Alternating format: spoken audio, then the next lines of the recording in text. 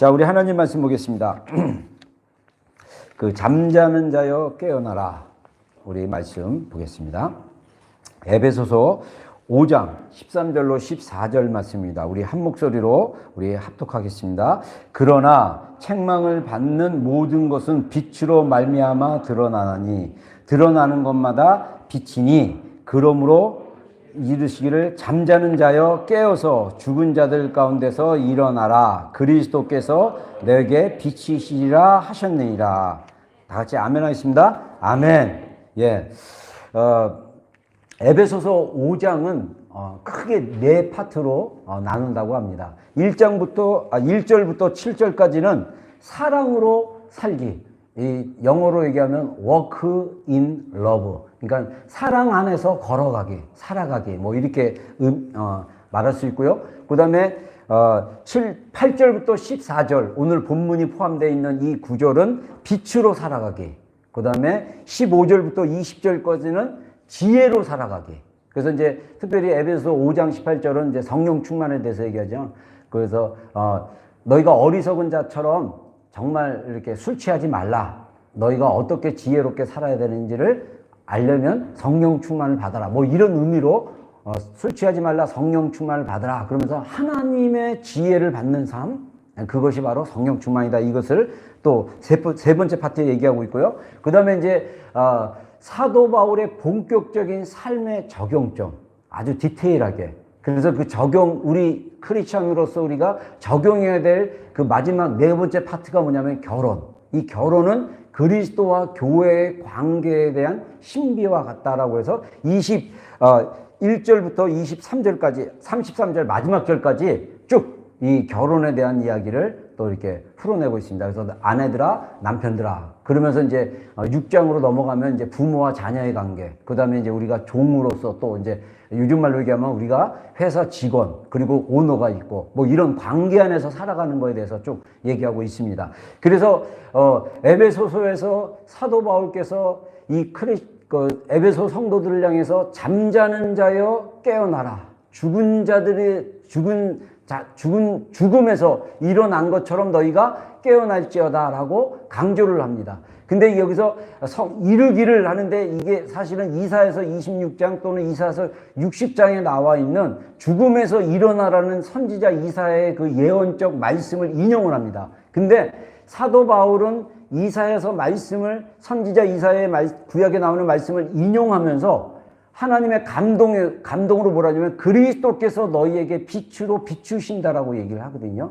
그래서 우리가 깨어나기 위해서는 무엇이 필요하냐면 그리스도의 빛이 필요합니다. 그리스도의 생명의 빛. 그래서 제가 예전에 그 빛에 대한 거, 어둠에 대한 것들을 이렇게 쭉 설교를 했더라고요. 그래서 이제 우리가 락다운 기간 동안 제가 10월 달에 이 어둠에서 빛에 대한 얘기를 좀 나눴는데 우리가 그러면 잠자는 상태, 우리가 잠들었다는 게 뭐냐? 제가 지난주일날 잠깐 얘기했지만 우리의 의식이, 우리의 인식이, 하나님에 대한 인식, 삶에 대한 인식, 이런 것들이 깨어나지 않으면 잠자고 있다라고 성경에서 말하는 거랑 비슷한 그런 의미를 볼 수가 있습니다. 그래서 잠자고 있다라는 의미는 뭐냐면 죽어 있는 상태와 같다라는 거예요.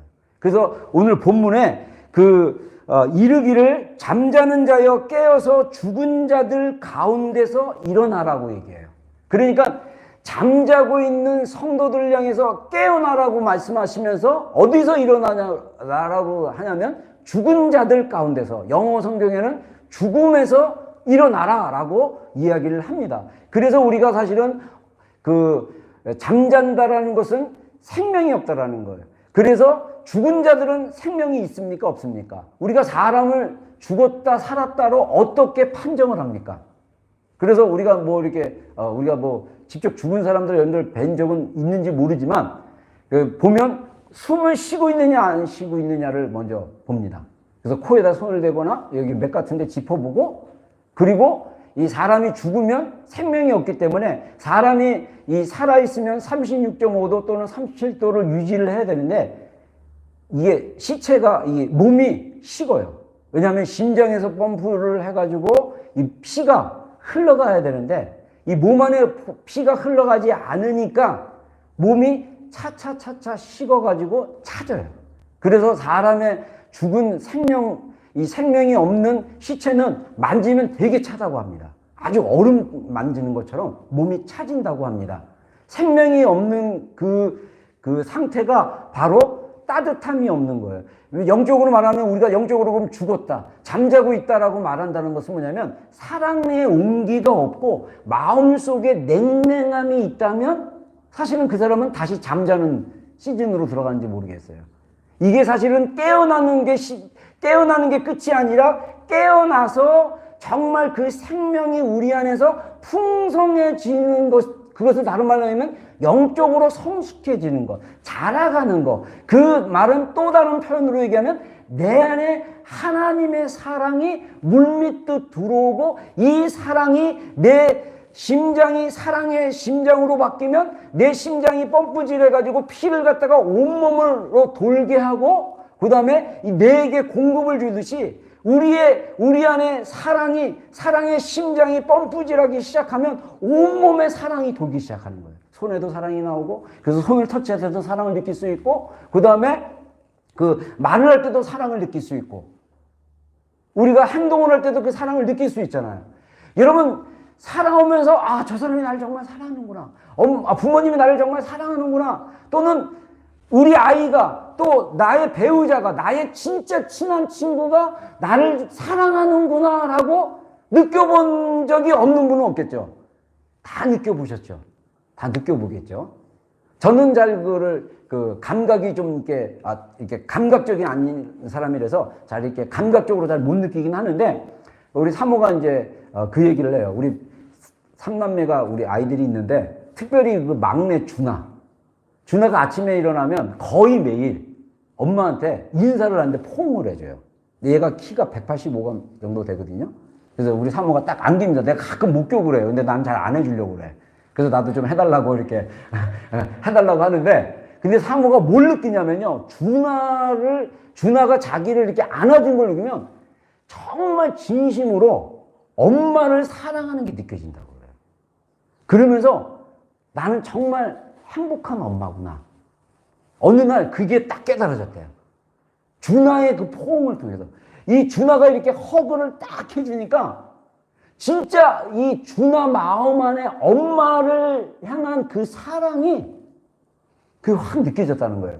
우리 준아가 노멀한 상태는 아니고 오티즘이라고 사실은 외부와 완전히 그 타고난 그 감각이나 또 그 DNA나 이런 것들이 외부와 교통할 수 없는 아이였는데 하나님의 은혜로 엄마에게 자신의 사랑을 이렇게 흘려보낼 수 있는 그런 은혜가 있었어요. 이건 정말 놀라운 것입니다. 그래서 우리 준아가 맨 처음에 오티즘이 굉장히 강할 때가 유치원 다닐 때거든요. 그리고 초등학교 다닐 때 정말 고통스러웠어요. 나의 그 분노 게이지가 이 준아에 대한 불쌍함이 있으면서 동아와 하라에게 막 제가 그때 너무 미숙한 아빠라서 아이들이 학교에서 내 대신 아이를 돌보주라는 압력을 너무 많이 해가지고 애들이 그게 엄청난 버든이 된 거예요. 근데 나는 준아가 너무너무 불쌍한 거예요. 얘가 이 험난한 세상을 어떻게 살아갈까? 근데 하나님의 치유하심이 일어나가지고 이제는 준아가 그 사랑을 물론 사람과의 관계 안에서 잘 이렇게 노멀하게 못하는 경우도 있어요. 센시티브하게 잘 못하는 부분도 있지만 근데 이 사랑하는 엄마와 가족들에게 표현하는 그 사랑이 그 사모가 깊이 느낄 수 있다고 합니다. 그리고 아이가 꼭 우리 삼남매 중에 음식을 이렇게 우리가 이제 사모가 주로 차리고 막 이렇게 하면 꼭 우리 준아는 잘 먹었습니다. Thanks for food 막 이러면서 늘 잘 먹었다 그리고 감사하다 그리고 여러분 이게 어떻게 가능합니까?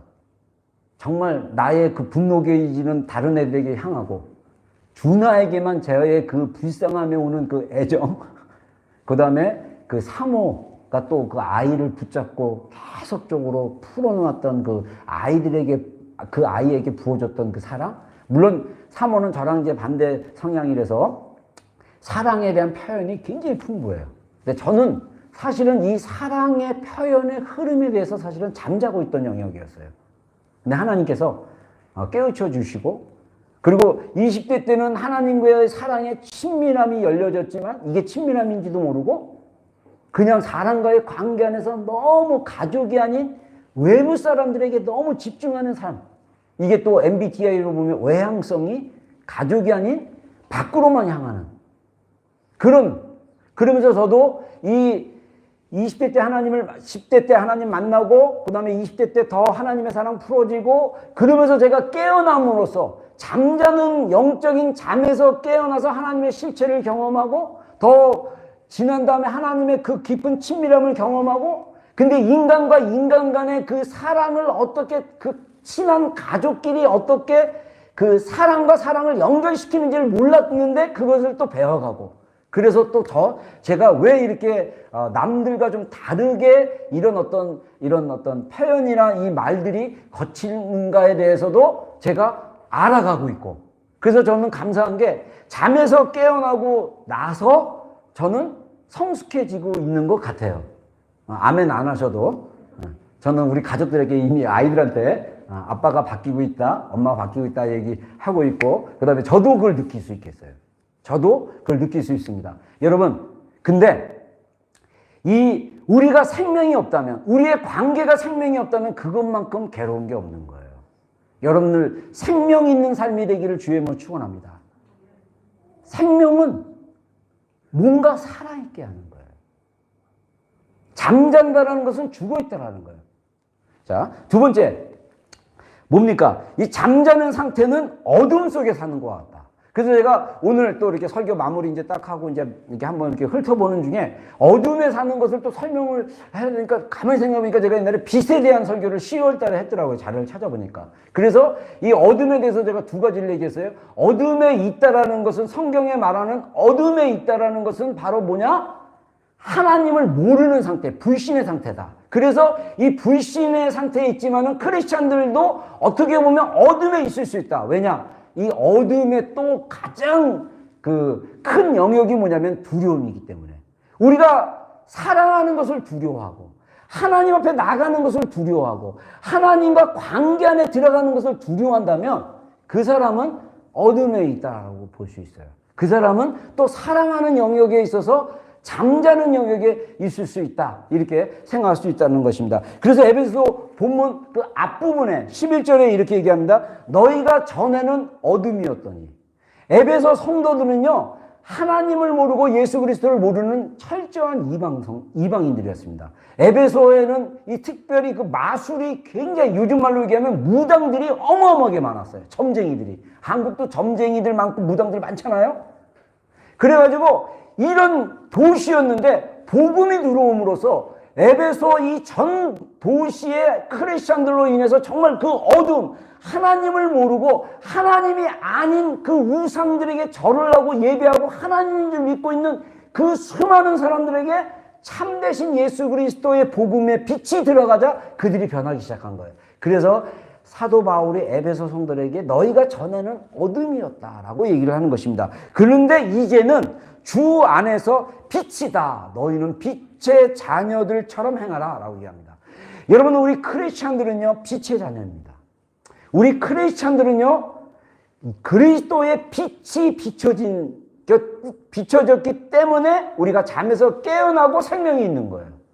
그래서 하나님께서 창세기 1장 1절에 태초에 하나님 천지를 창조하셨는데 2절에 하나님께서 빛이 있으라 하매 빛이 있었고 창조의 첫 번째 하나님이 하신 일은 빛이 있는 거예요. 그 빛은 생명으로 있게 하는 거예요.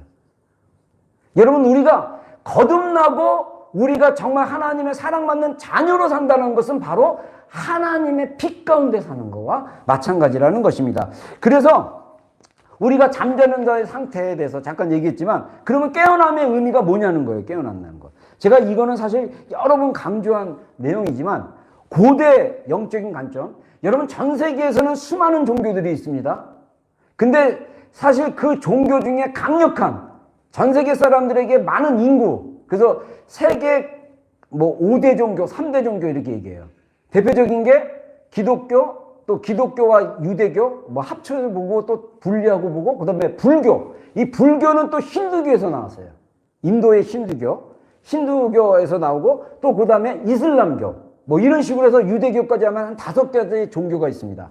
근데 이 종교들 안에서 인간에 대한 이해를 뭐라고 얘기하냐면 인간은 원래 신의 빛과 같은 존재로 이렇게 인간의 혼은 인간의 영은 빛과 같은 존재였다. 근데 태어나서 살다 보니까 그 빛이 감추어지는데 어떻게 감추냐? 타로 이렇게 애니어그램에서 그런 얘기를 해요. 타로에 이렇게 타로가 이 아스팔트 이렇게 아스팔트 까는 검은 그 아스팔트 깔기 전에 그런 끈적끈적하고 새카만 그거예요. 그래서 그게 우리 가운데 이렇게 덮어지는 거예요. 그래서 우리는 어떤 모습이냐면 다 타로가 덮인 모습이에요. 근데 우리 안에 빛이 밖으로 나오지가 못하는 거예요. 이렇게 표현을 합니다. 고대 전설 관점에서는 그런 이 말은 무슨 말이냐면 우리의 정체성을 잃어버렸다는 거예요. 우리의 정체성은 뭐냐? 하나님의 자녀죠. 우리가 그냥 자녀가 아니라 사랑받는 자녀로서의 정체성을 잊고 살아가는 모습을 뭐라고 얘기하냐면 잠자는 자, 깨어나지 못하는 사람이라고 얘기를 하는 것입니다. 그래서 깨어난다는 의미는 자신의 정체성에 대한 분명한 자각이 있는 거예요. 딱, 나는 진짜 하나님의 자녀지. 그냥 자녀가 아니라 사랑받는 자녀지. 여러분 생각해 보세요. 깨어난다는 것은 우리 가정에 한번 비유를 해보겠습니다. 여러분들 부모님들 다 계시죠? 혹시 입양되신 분 있어요? 부모님이 누군지 몰라갖고 고아로 살다가 입양되신 분 아마 없을 수도 있는데 여러분 가장 우리가 태어나면서 부모님이 내 부모님이 아니라는 그런 생각이 들었을 때 우리가 굉장히 힘들어요. 우리 엄마가 진짜 우리 엄마가 아닐 거야. 우리 아빠가 진짜 아빠가 아닐 거야. 라는 생각이 거짓말이 만약에 들어온다면 그 사람의 인생은요. 정말 그 기초부터가 무너지기 시작한 거예요.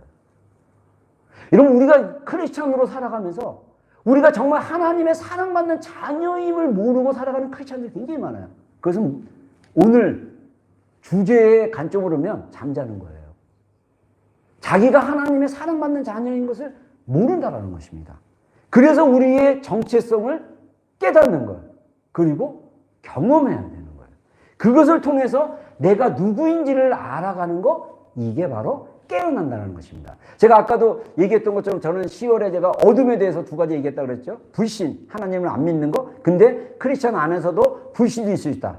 그것은 하나님을 두려워하고 하나님을 신뢰하지 못하는 거다. 이렇게 표현을 했었고, 2번째는 뭐냐면 자기를 아는 거라고 얘기했어요. 여러분, 나를 점점 알아가는 거는요, 굉장히 깨어난 상태에서 나를 갖다가 더 이해함으로써 나의 마음과 감정과 생각이 성숙해지는 거예요. 여러분, 나이가 든다고 성숙해지지 않습니다. 우리가 나를 알아갈수록 성숙해집니다. 나를 이해할수록 성숙해집니다. 내가 나를 편안하게 생각할수록 성숙해집니다. 여러분, 그래서 우리가 정말 깨어난다는 것은 첫 번째가 뭐냐? 우리가 사랑받는 자녀임을 기억해야 된다는 거예요. 사랑받는 자녀임을. 그래서 정말 사랑받는 자녀임을 이게 알지 못하면 우리가 깨어난 게 아닌 거예요. 여러분, 사랑받는 자녀, 에베소 5장 1절에 너희가 하나님의 사랑받는 자녀로 너희가 하나님을 본받는 자가 되라 라고 얘기를 합니다. 여러분, 우리가 하나님을 본받으려면 우리가 하나님의 자녀인 것을 깨달아야 돼요.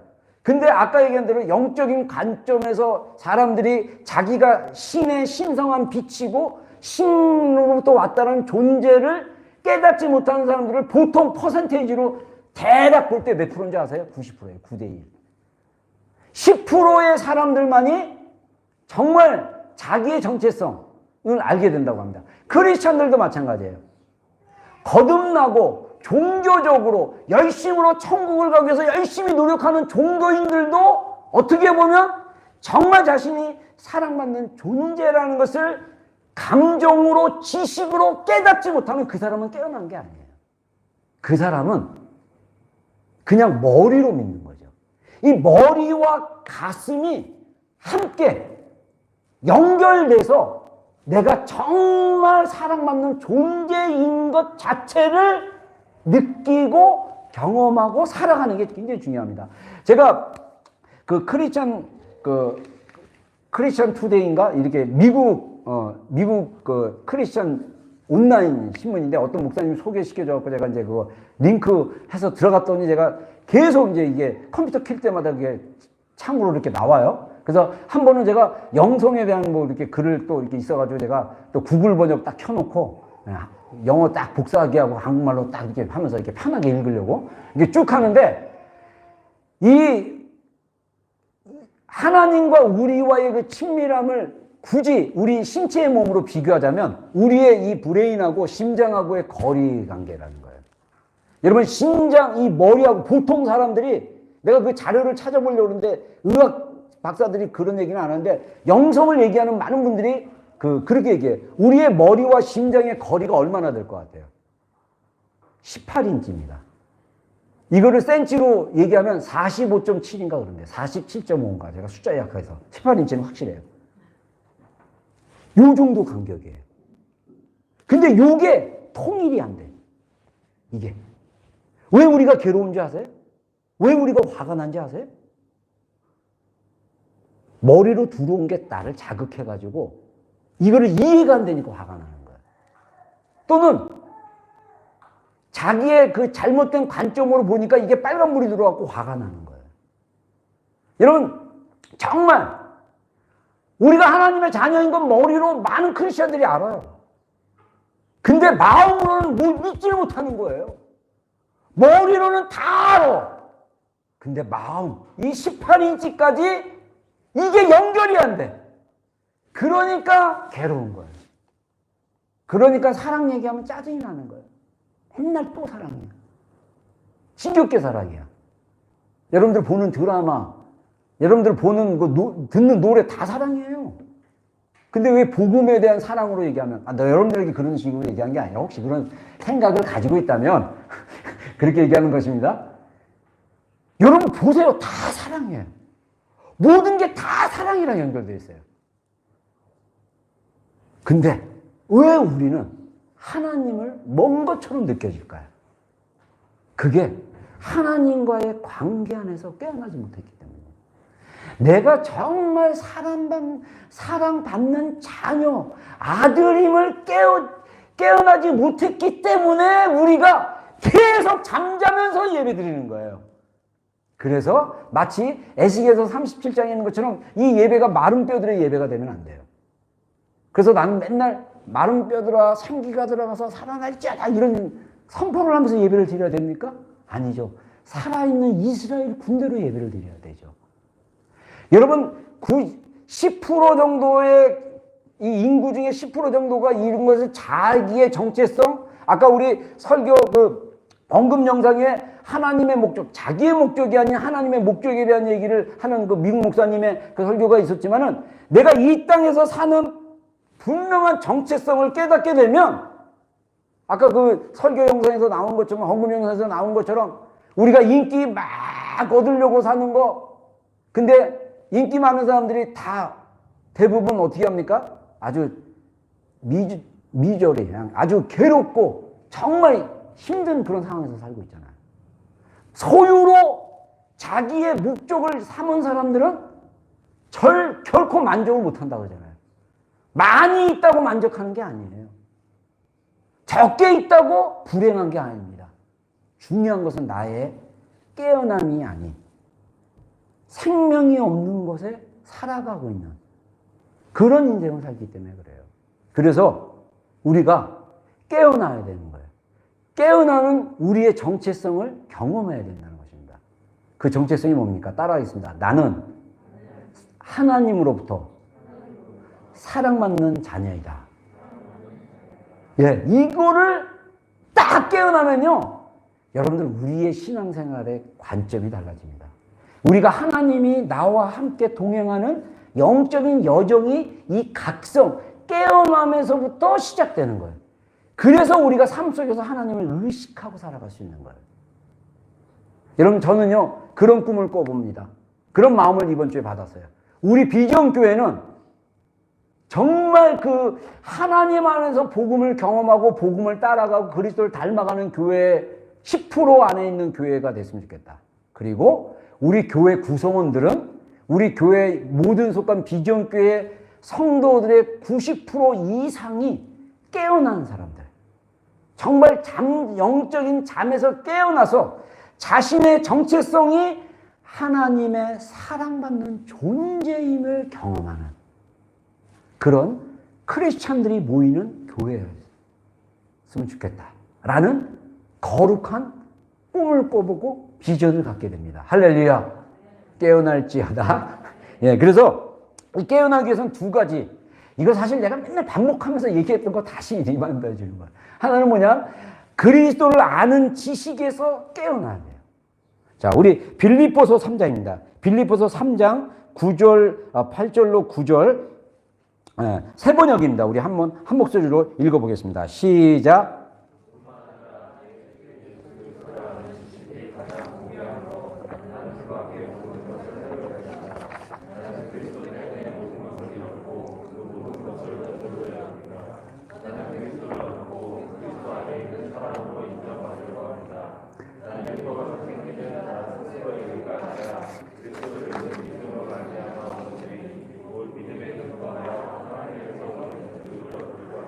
예, 이 빌립보서 3장에서 사도 바울이 딱 빌립보 성도들에게 뭐라고 얘기하냐면 3장에서 뭘 경고하냐면 이 빌립보 교회를 공격하고 있는 할례파에 대해서 얘기를 합니다. 할례를 받았다고. 여기서 할례파는 다른 말로 얘기하면 율법주의자예요. 그래서 이게 갈라디아 교회도 있었고 빌립보 교회에서도 있었고 사도 바울이 목회하는 현장 속에 쫓아다니면서 유대인의 율법을 행해야 구원을 받을 수 있다라고 얘기를 해요. 예수님을 믿는 믿음 플러스 율법의 의에 대해서 계속 강조하는 자들이에요. 그러면서 이 사도 바울이 그 성경에 보면 빌립보서하고 고린도후서 9장인가 그 앞에서 사도 바울이 디테일하게 자기 삶에 대한 간증을 합니다. 오늘 우리가 읽었던 본문 빌립보서 3장 앞부분에서도 그렇게 간증을 해요. 내가 육체로 너희들에게 보이려면 내가 이 할례파들보다 더 육체로 너희들에게 보여줄 수 있다 라고 얘기를 합니다. 풀어서 얘기하면 육체는 뭐냐? 외모예요. 외모. 내가 이 땅에서 공부했던 그 학력, 능력, 실력, 지위 이런 것들을 얘기합니다. 그런데 사도 바울이 뭐라고 얘기하냐면요. 3장 5절부터 9절 아까 읽었던 본문 포함해가지고 뭐라고 간증을 하냐면요. 나는 태어난 지 여드레 8일 만에 할례를 받았고 이스라엘 민족 가운데서 베냐민 지파요 히브리 사람 가운데서도 히브리 사람이요 율법으로는 바리새파 사람이요 열심으로는 교회를 픽박하는 사람이요 율법의 의로는 흠잡을 데가 없는 사람이었습니다. 그러나 나는 내게 이루었던 것은 무엇인지 그리스도 때문에 해로운 것으로 여기게 되었습니다. 하도 사도 바울이 목회하는 현장 속에 율법주의자 할례파들이 와가지고 나는 예루살렘에서 왔고 나는 바리새인 중에 막도 그러니까 사도 바울이 자기 육체를 얘기를 합니다. 나는 태어날 때부터 베냐민 지파였고 난지 8일 만에 할례도 받았고 히브리인 중에 히브리인이고 바리새인 중에 바리새인이고 내가 율법으로는 정말 흠없게 살았던 사람이다. 그리고 그 열심 때문에 내가 교회를 핍박을 했었다. 이렇게 얘기를 하는 거예요. 근데 그랬던 사도 바울이 다메섹 길에서 예수 그리스도를 영적으로 만납니다. 환상 가운데. 인격적으로 만나요. 만나면서 그리스도를 아는 지식을 얘기를 합니다. 그러면서 이어서 그뿐 아니라 내 주 예수 그리스도를 아는 지식이 가장 고귀함으로 엑셀런트함으로 나는 그 밖에 모든 것을 해로 여깁니다.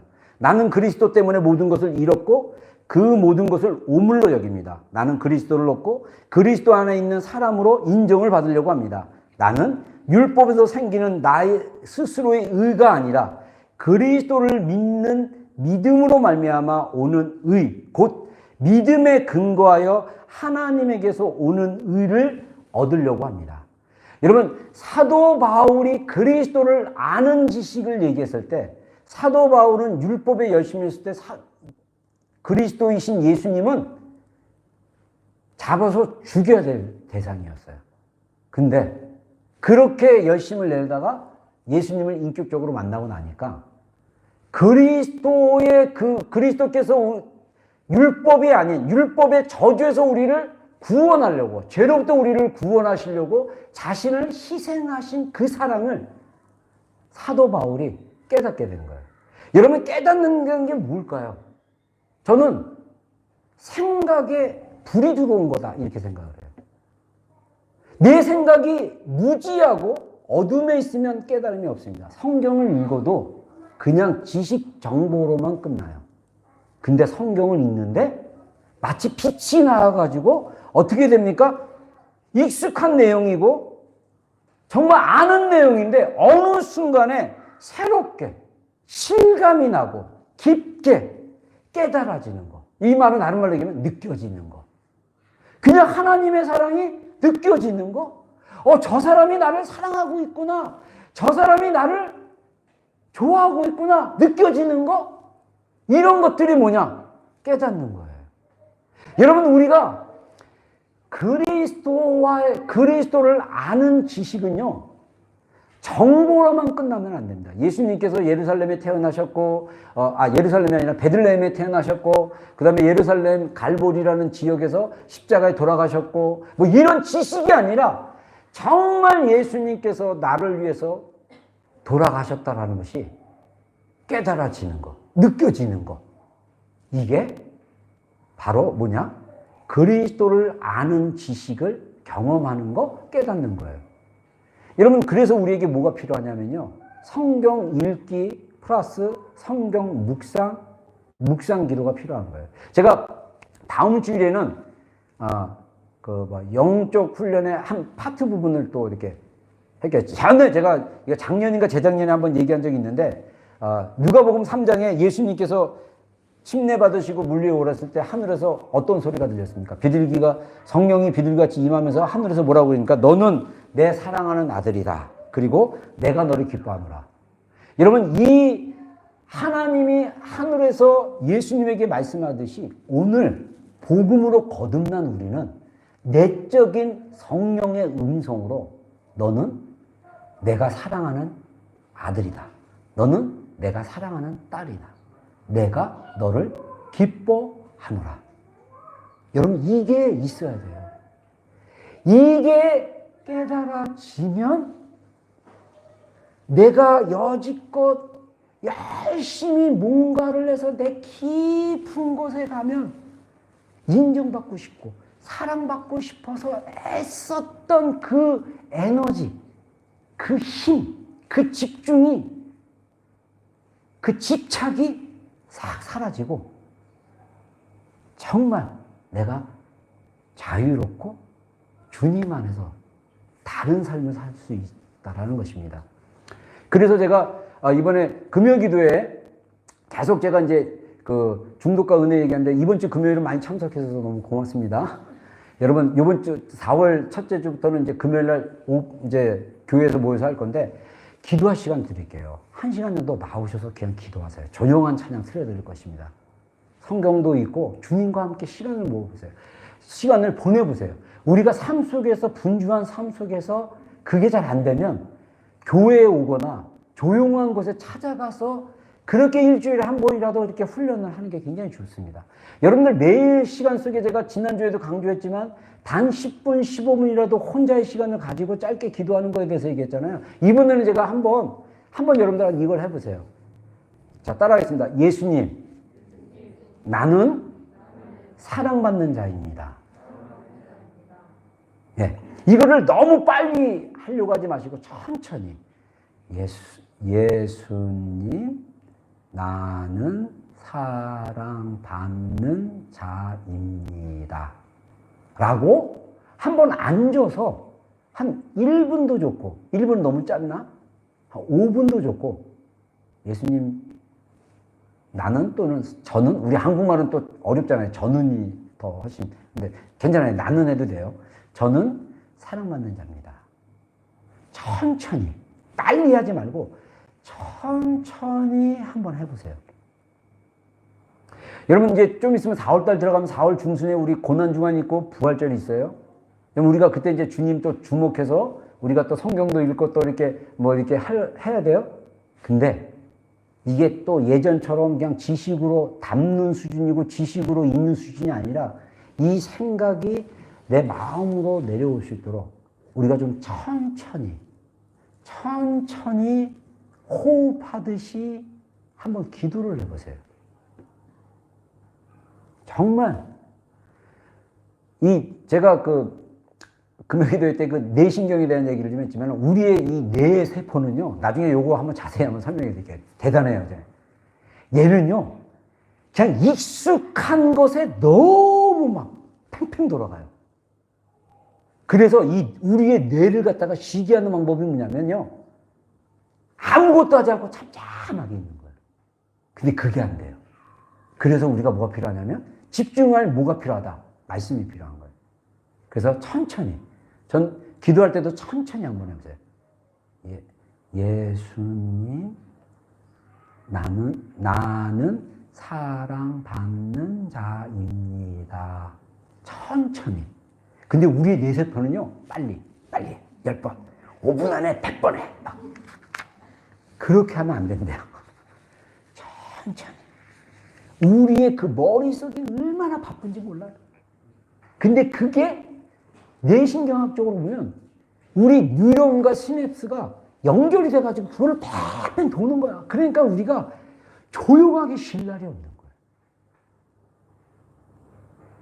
우리가 정말 주님의 말씀을 이렇게 씹는다라는 것은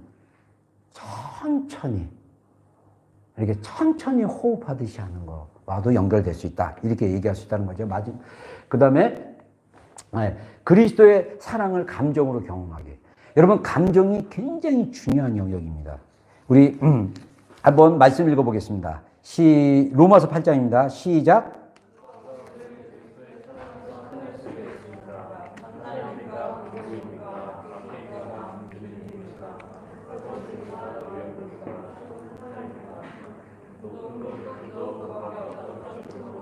우리를 우리 주 예수 그리스도 안에 있는 하나님의 사랑에서 끊을 수 없습니다. 자, 사도 바울이 누가 그리스도의 사랑에서 끊을 수 있느냐 하면서 쭉 얘기를 해요. 근데 사도 바울이 로마서 8장에서 그 어떤 것에서부터 그리스도의 사랑을 끊을 수 없다라고 강력하게 말하는 이 확신은 어디서부터 나오냐면 믿음에서 나오는 거예요. 하나님으로부터, 아까 그리스도를 아는 지식에 대한 얘기를 했을 때 율법의 의로가 아니라 그리스도께로부터 나오는 그 의, 하나님이 나를 그리스도의 십자가로 의롭게 하셨다라는 그 의, 그걸로 내가 의롭다라는 믿음의 확신. 근데 이 확신이 뭐와 연결되냐면 감정과 연결돼야 돼요. 만약에 이 확신이 감정과 연결이 안 되면 불안해져요.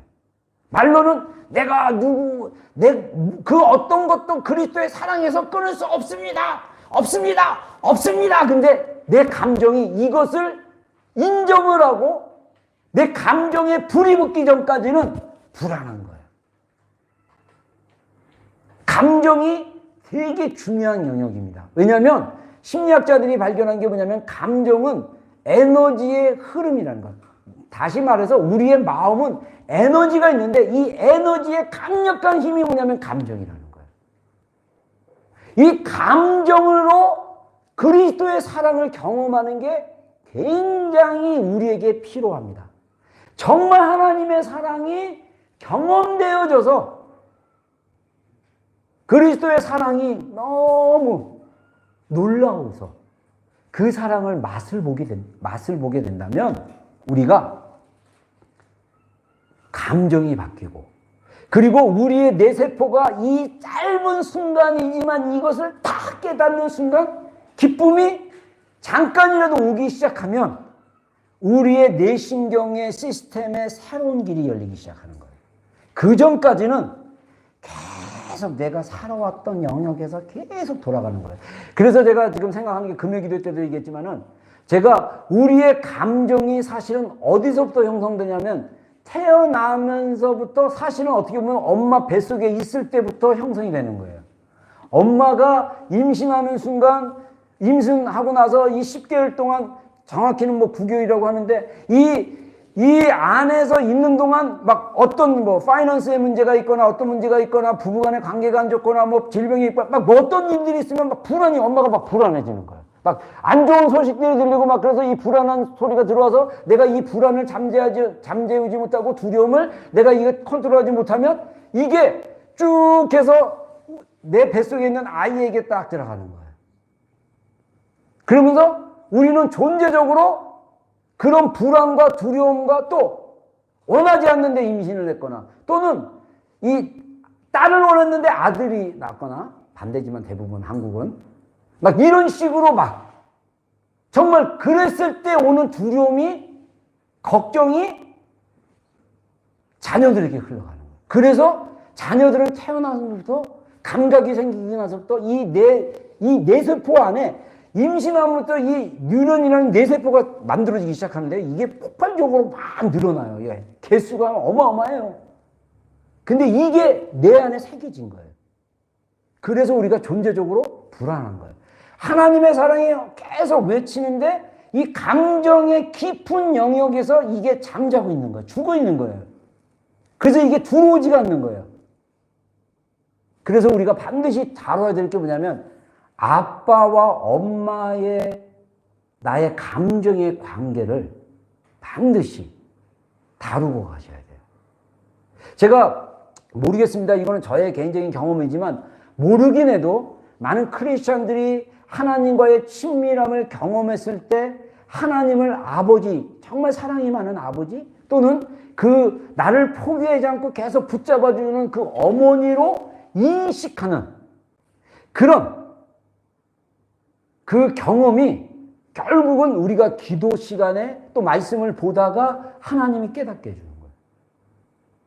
그래서 제가 여러분들에게 영적 훈련 막 이런 것도 강조했지만 또 정서적으로 이 감정 파트 부분을 이렇게 건강한 테라피로 좀 이렇게 해줬으면 좋겠다.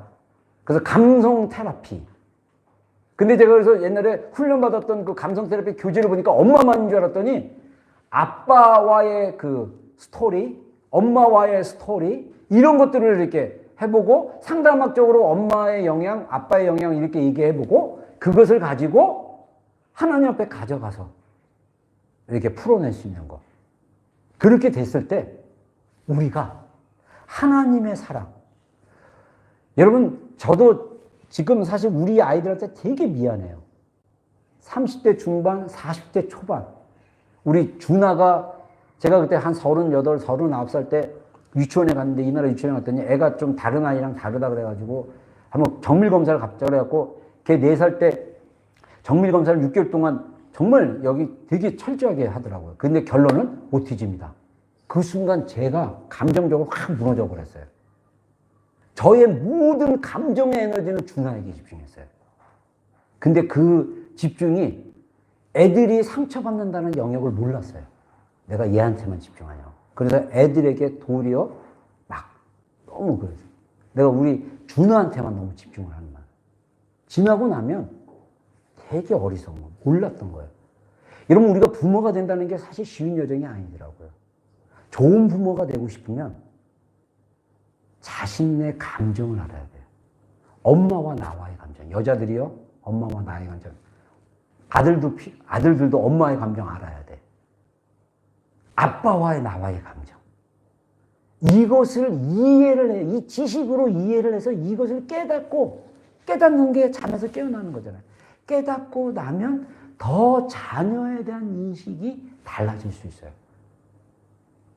여러분, 제가 FBI가, 미국의 FBI가 1960년대, 50년대 막 만들어지면서 그 범인들을 이렇게 파악하는 뭐 프로파일링, 요즘은 되게 많이 쓰잖아요. 프로파일링. 그 한국의 연쇄 살인범 유모, 그 유용철인가 그 사람도 프로파일링 해가지고 막 하는데 제가 FBI 처음 이 범죄자들을 갖다가 프로파일링 하는 그 내용을 한번 보니까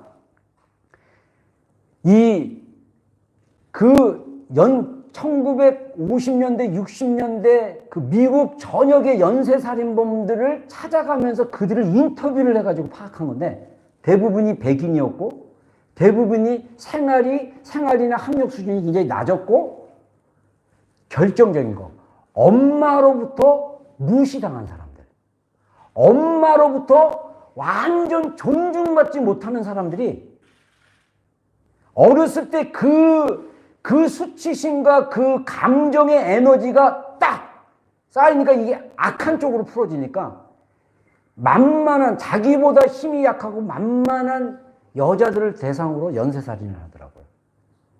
유영철 씨 같은 경우는 매춘하는 여성들 중심으로 죽였다고 그러고 막 이런 얘기도 하고 그러는데 여러분 이거는 극단적으로 했을 때 그렇게 하지만 우리 삶 속에서 내가 아이들을 사랑해야 되는데 그 사랑이 충분하게 풀어지지 않고 오히려 내가 엄마나 아빠로부터 받은 상처를 그대로 아이들에게 전달하는 경우가 꽤 많다는 거죠. 왜 그렇습니까? 나의 몸 안에 이미 스며든 나의 그 스며든 감정들 나의 스며든 내가 모르고 어두움 속에 쭉 깊은 데서 숨겨놓는 그것들이 드러나야 돼요. 그것들이 하나님의 그리스도의 사랑의 빛으로 드러나야 됩니다. 많은 부분 우리가 어렸을 때는요. 부모님이 우리를 룩다운하고 우리를 수치스럽게 여겨도 사실은 우리 탓이 아닌 거예요. 부모님의 탓이었던 거예요. 근데 우리는 내 탓으로 생각해요. 이게 상담학자들이 얘기하는 게 그거예요. 여러분, 이 파트 부분들이 회복돼야 돼요. 그래서 이 감정의 영역들이 경험되어야 됩니다. 만약에 여러분들이 계속적으로 하나님과의 사랑의 감정이 잘 풀어지지 않고 잘 안 됐다면 여러분들의 그 감정이 분명히 부모님과 연결된 그 감정에 풀어준 이게 딱 얼음처럼 감정이 통하지 않는 그것이 있을 거예요. 반드시 그 영역이 있습니다. 그 영역이 또 그리스도의 사랑의 빛 가운데 나와야 돼요. 마지막으로 우리가 사랑하며 살아가야 됩니다. 여러분 제가 힘든 일을 겪고 나서 제가 깨달은 게 있어요. 이 땅에서의 결국은 사랑이다. 사랑밖에 남는 게 없다. 여러분 제가 진짜 여러분들을 마음껏 사랑하고 싶어요. 할렐루야. 저도 사랑받고 싶어요.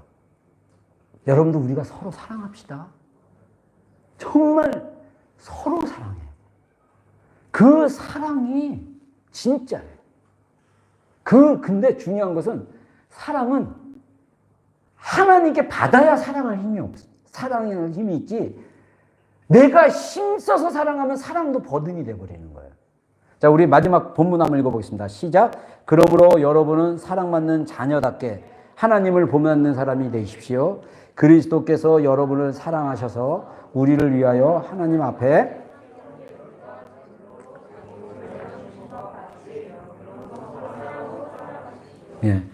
오늘 에베소 5장 본문 맨 앞에 그렇게 있는 거예요. 사랑 안에서 살아가라. 여러분이 사랑받는 자녀처럼 하나님을 본받는 사람이 되십시오. 여러분, 우리가 어떻게 하나님을 본받을 수 있습니까? 내가 사랑받는 존재, 자녀인 것을 깨달아야 돼요. 2절에 설명을 해주나요? 우리가 왜 어떻게 사랑을 받느냐? 그리스도께서 우리를 사랑하셔서 우리를 위하여 화목제물, 번제제물로 하나님께 드림받았다는 거예요. 여러분, 동물을 잡아가지고 목을 베가지고 내장을 꺼내서 그걸 다 태우고 이제 조각조각 내고 그런다고 생각해 보세요. 주님께서 우리의 죄를 위해서 대신 그렇게 희생하셨다는 거예요. 그래서 여러분 이 땅에서의 결론은 뭐냐면 사랑이에요. 사랑. 우리 주변 사람들 한번 보세요. 우리 주님의 이름으로 사랑합니다. 서로 한번 격려해 주세요. 주님의 이름으로 사랑합니다. 이 땅에서 남는 거는 사랑밖에 없어요. 네. 자, 이 여정이요. 이 여정이 짧지는 않습니다. 이 여정이 평생 가는 거예요. 우리는 평생 사랑하다 실패하고 또 좌절하지만 또 주님께 가서 다시 위로받고 힘없고 가는 거예요. 우리가 더 성숙해질수록 우리의 사랑은 더 성숙해집니다. 우리가 사랑받는 존재로 더 많이 경험할수록 우리가 사랑할 수 있는 힘이 나옵니다. 이 사랑은 내가 만들어내는 게 아니에요. 이 사랑은 이미 우리에게 하나님께 받은 것입니다. 지난주 주일날 얘기했던 평강은 하나님께서 우리에게 주신 약속이며 선물이에요. 사랑도 선물로 우리에게 왔어요. 근데 문제는 뭐냐? 우리가 잠자고 있기 때문에, 우리가 깨어나지 못했기 때문에, 내 감정의 영역에 있어서 내 무의식 안에 내 영 깊은데 엄마와 아빠 안에 그 사랑이 풀어지지 않고, 그 사랑이 그 해결되지 않는 그 감정의 에너지가 나도 모르게 무의식 가운데 깊은데 있기 때문에 주님의 사랑이 내 안에서 막는 어떤 그런 게 될 수 있다는 거예요. 그래서 우리가 주님의 사랑에 초점을 맞추는 거. 이번 주 과제, 자, 따라하겠습니다. 예수님, 나는 사랑받는 자입니다. 입니다도 빨리 하면 안 되는데. 입니다. 천천히. 자, 우리 한번 기도하는 시간 갖겠습니다. 우리, 한번, 반주 안 하고 한번 해보겠어요. 이번에는 정말 우리 실습할 거, 이번 한 주간 실습할 거 한번 해보세요. 천천히. 한 5분 정도 시간 드릴게요. 예수님, 나는 사랑받는 자입니다. 그것만 천천히. 이게 내 안에 감정으로 느껴지고 좀 이렇게 믿어질 수 있도록 한번 5분 정도 우리 기도하는 시간 갖겠습니다.